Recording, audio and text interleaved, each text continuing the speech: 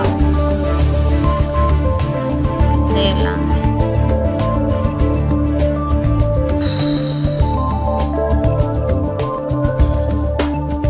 Sehr, sehr lange.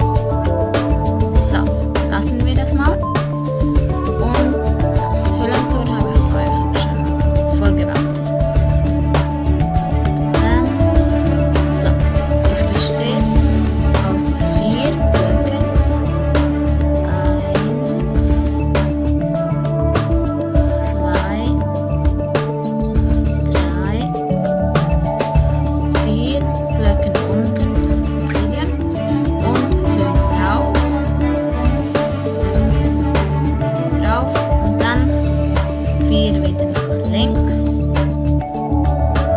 und dann 5 wieder nach runter.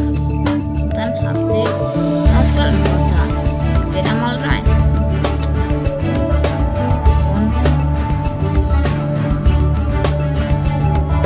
Also zuerst geht es sehr lange, aber dann geht es schneller. Ich bin jetzt schon mehrmals in der Höhle gewesen und jetzt müsste es eigentlich schneller gehen.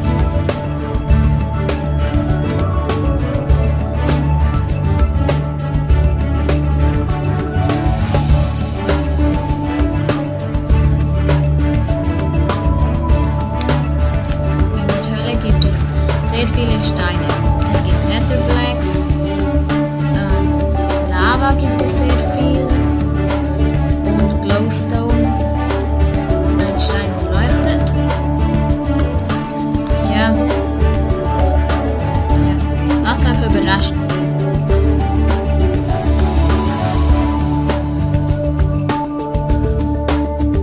Ach, das lädt.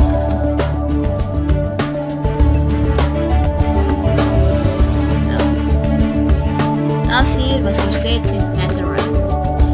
Sie brennen einfach unendlich lange.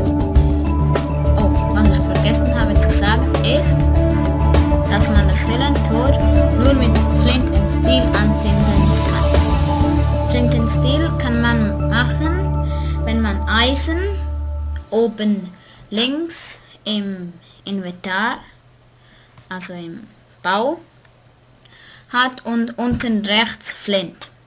Darum heißt es auch Flint and Steel. Und hier gibt es überall Lava. Lava. Gut. So.